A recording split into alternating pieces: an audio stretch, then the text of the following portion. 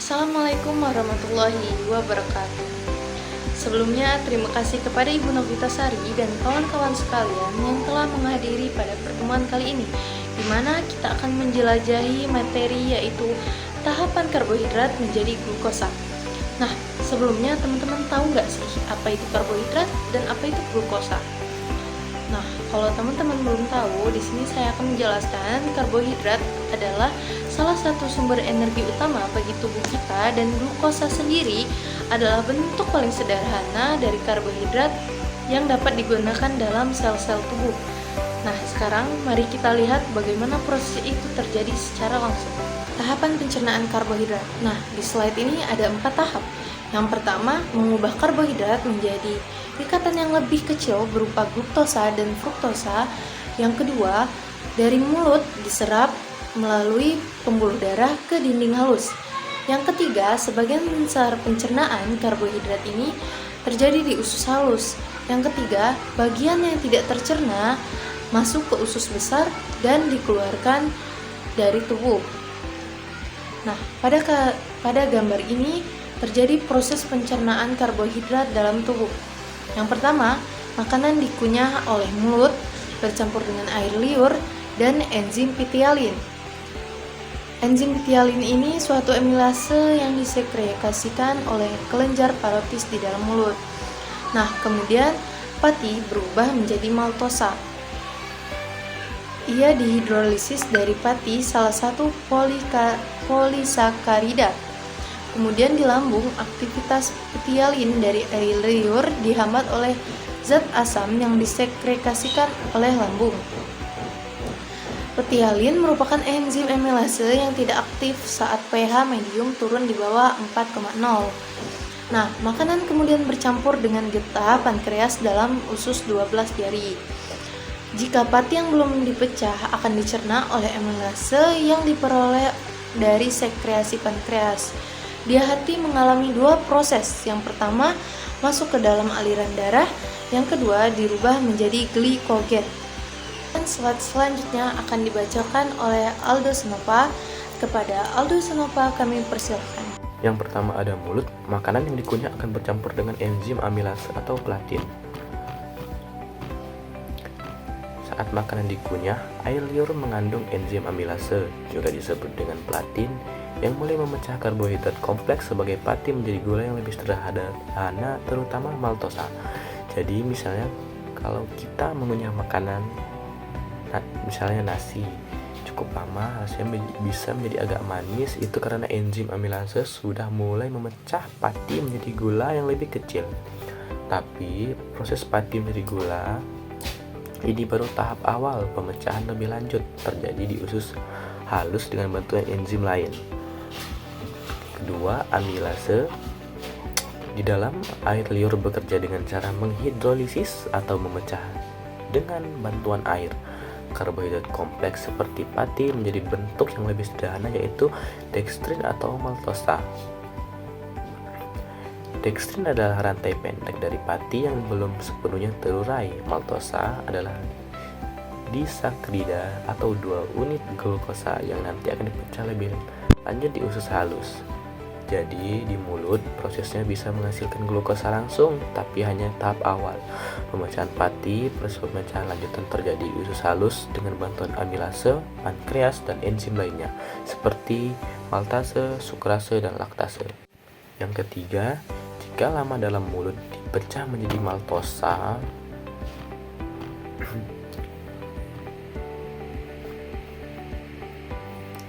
kalau kalian mengunyah makanan berkarbohidrat seperti nasi atau roti lebih lama di mulut, enzim amilase atau platin bakal terus bekerja dan memecah pati menjadi maltosa atau gula yang terdiri dari 2 molekul glukosa. Makanya kalau kalian tahan nasi di mulut agak lama, rasanya bisa menjadi lebih manis. Itu karena pati sudah mulai dipecah menjadi maltosa yang lebih manis dibandingkan pati. Tapi maltosa ini belum bisa langsung diserap tubuh. Nantinya di usus halus, enzim maltase bakal mengubahnya menjadi glukosa yang siap masuk ke darah dan dipakai sebagai energi. Slide selanjutnya itu ada lambung. 1. Pencernaan karbohidrat terhenti sementara di lambung. Kenapa? karena kondisi lambung yang sangat asam atau pH rendah membuat enzim amilase atau platin dari air liur tidak bisa bekerja lagi. Jadi, proses pemecahan pati yang sudah dimulai di mulut akan berhenti sejenak di lambung. Di sini, makanan yang lebih fokus diaduk dan dicampur dengan asam lambung serta enzim lain lebih berperan dalam pemecahan protein bukan karbohidrat. Nantinya, setelah makanan masuk ke usus halus, pencernaan karbohidrat lanjut lagi dengan bantuan enzim amilase pankreas dan enzim lain seperti maltase, sukrase, dan laktase yang akan memecah karbohidrat lebih lanjut menjadi glukosa, fruktosa, dan galaktosa untuk diserap ke tubuh. Yang kedua, amilase atau platin dari air liur dicerna atau dinonaktifkan oleh asam klorida atau HCl dalam lambung. Saat makanan masuk ke lambung, pH yang sangat asam sekitar 1,5 sampai 3,5 membuat enzim amilase tidak bisa bekerja lagi. Akibatnya, pencernaan karbohidrat terhenti sementara di lambung. Di lambung itu sendiri, enzim yang lebih fokus pada pencernaan protein seperti pepsin bukan karbohidrat, baru setelah makanan masuk ke usus halus, pencernaan karbohidrat dilanjutkan lagi dengan oleh amilase pankreas dan enzim lainnya. Dalam kehidupan kita sehari-hari, itu contohnya kita mengunyah nasi lama-lama bisa menjadi manis. Rasanya jadi manis karena pati mulai dipecah oleh amilase menjadi maltosa. Tapi kalau nasi itu langsung ditelan dan masuk ke lambung, enzim amilase bakal berhenti bekerja karena terkena asam lambung. Makanya rasa manis itu nggak berlanjut dalam proses pencernaan berikutnya di lambung. Baiklah, itu dia penjelasan dari Aldo Sarota. Penjelasan selanjutnya akan diberikan oleh Desinta Anggraini. Selanjutnya ada usus halus. Usus halus merupakan bagian penting dalam sistem pencernaan yang berperan dalam penyerapan nutrisi, termasuk karbohidrat.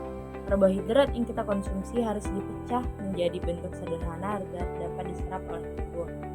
Proses pemecahan karbohidrat di usus, yaitu karbohidrat kompleks seperti disakarida harus dipecah oleh enzim usus untuk menghasilkan monosakarida yang lebih mudah diserap. Enzim dan hasil pemecahan disakarida itu ada 3, maltosa, sakarosa, dan laktosa. Maltosa yaitu dipecah oleh enzim maltase menjadi 2 mol glukosa.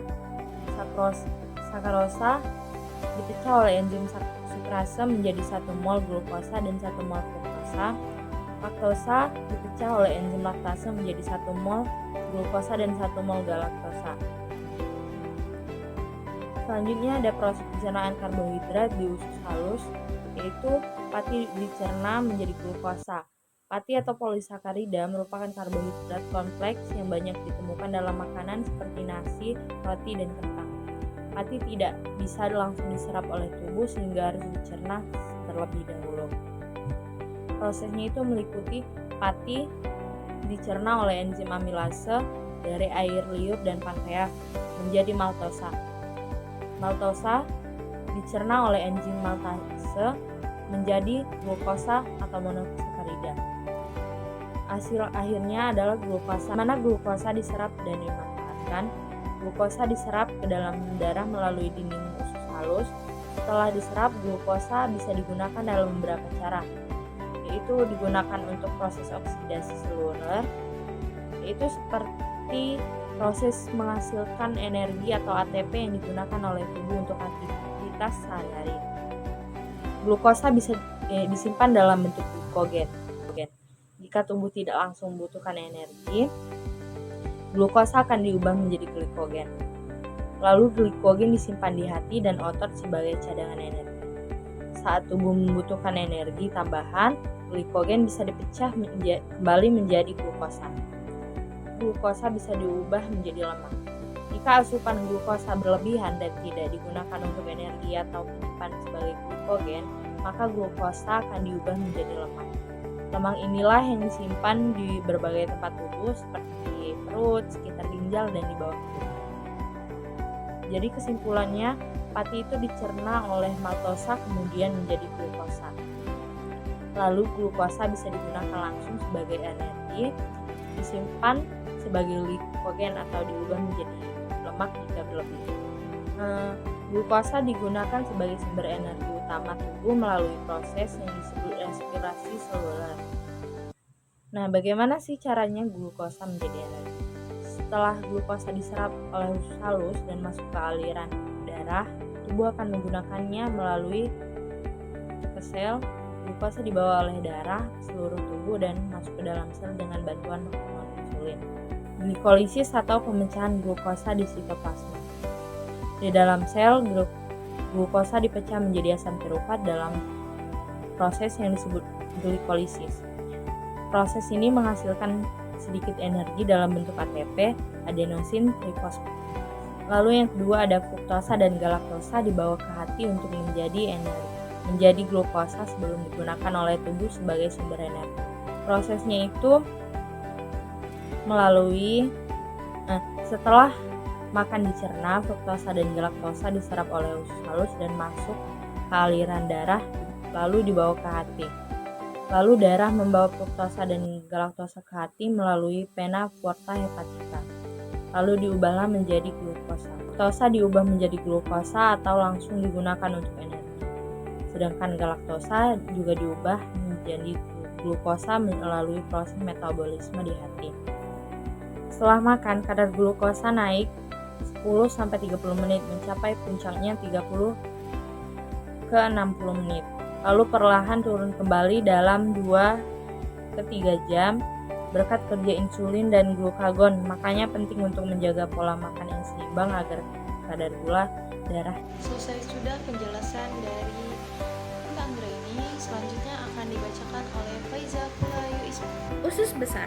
Yang pertama, sistem pencernaan difermentasi oleh mikroorganisme usus besar.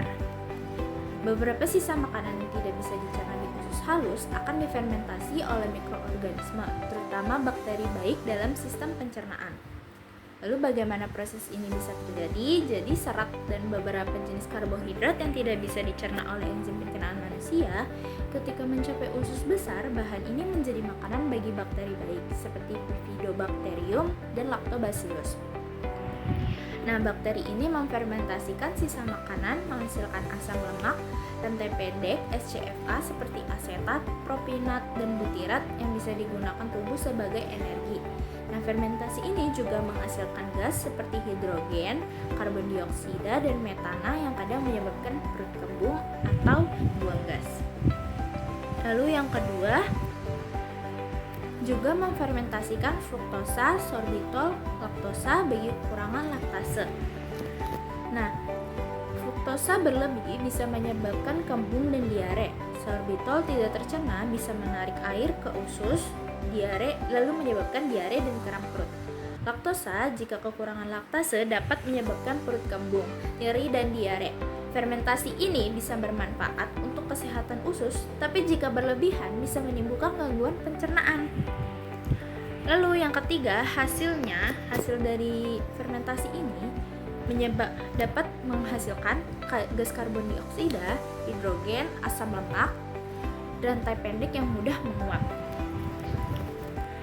Nah, gas CO2, H2, dan CH4 bisa menyebabkan perut kembung dan buang gas. Lalu asam lemak rantai pendek atau SCFA bisa diserap dan digunakan sebagai sumber energi untuk sel usus besar serta membantu keseimbangan bakteri baik. Lalu yang keempat, pada kadar rendah sebagian gas akan diabsorpsi dan dikeluarkan oleh paru-paru. Nah, CO2, H2, dan CH4 masuk ke aliran darah, lalu dibawa ke paru-paru, dikeluarkan melalui pernapasan, sisanya dikeluarkan melalui buang gas atau flatus di usus besar. Lalu yang kelima, jika jumlah gas hasil fermentasi melebihi kapasitas usus untuk menyerapnya, maka gas tersebut akan dikeluarkan melalui anus.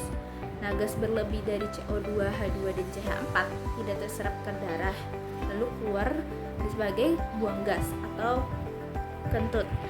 Jika fermentasi terlalu banyak, bisa menyebabkan perut kembung dan sering buang gas. Lalu yang keenam, 60-70% asam lemak yang mudah menguap diabsorpsi kembali oleh paru-paru dan digunakan sebagai sumber energi. Nah, SCFA seperti asetat, propionat, dan butirat diserap oleh sel usus besar, sebagian masuk aliran darah dan dapat digunakan oleh hati serta jaringan lain sebagai energi. Nah, sebagian kecil dapat mencapai paru-paru dan dikeluarkan melalui napas. Baiklah, materi terakhir akan dibacakan oleh Nur Aisyah Okta Fitriani. Pemecahan disakarida menjadi monosakarida. 1. Disakarida seperti maltosa dipecah menjadi monosakarida atau glukosa oleh enzim maltase yang ada di usus halus.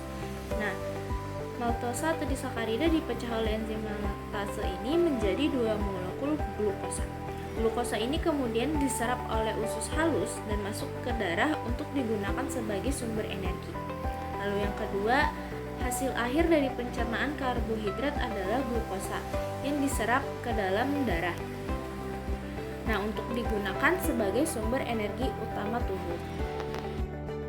Baik, saya akan melanjutkan materi dari teman saya. Penyerapan glukosa ke dalam darah. 1. Glukosa yang dihasilkan diserap ke dalam aliran darah melalui dinding usus halus. 2. Proses penyerapan ini dipengaruhi oleh mekanisme transportasi aktif dan difusi. Pengangkut glukosa ke sel-sel tubuh. 1. Glukosa yang ada dalam darah diangkut oleh sistem peredaran darah ke berbagai sel tubuh. 2. Proses ini diatur oleh hormon insulin yang dihasilkan oleh pankreas. Glukosa sebagai sumber energi. 1. Glukosa digunakan oleh sel untuk menghasilkan energi melalui proses glikolisis dan respirasi seluler. 2. Glukosa yang tidak digunakan langsung disimpan dalam bentuk glikogen di hati dan otot. Baik, kesimpulannya adalah karbohidrat yang kita makan dipecah menjadi glukosa, fruktosa, dan galaktosa. Glukosa langsung diserap ke dalam darah, sedangkan fruktosa dan galaktosa diubah menjadi glukosa di hati. Kadar glukosa dalam darah naik setelah makan dan diatur oleh hormon insulin yang membantu sel menyerap glukosa untuk dijadikan energi melalui glikolisis dan respirasi seluler. Jika glukosa tidak langsung digunakan, tubuh akan menyimpannya sebagai glikogen di hati dan otot untuk cadangan energi. Jika cadangan sudah penuh, kelebihan glukosa bisa diubah menjadi lemak. Di usus besar, sisa karbohidrat difermentasi oleh bakteri, menghasilkan gas dan asam lemak rantai pendek yang bisa digunakan sebagai energi atau dikeluarkan melalui paru-paru dan flatus. Jadi, pencernaan karbohidrat adalah proses kompleks yang menghasilkan energi utama bagi tubuh dengan sistem cadangan yang siap digunakan saat dibutuhkan. Nah, itu dia penjelasan materi tahapan karbohidrat menjadi glukosa dari kelompok kami. Semoga bermanfaat untuk teman-teman sekalian. Kami tutup presentasi hari ini. Wassalamualaikum warahmatullahi wabarakatuh.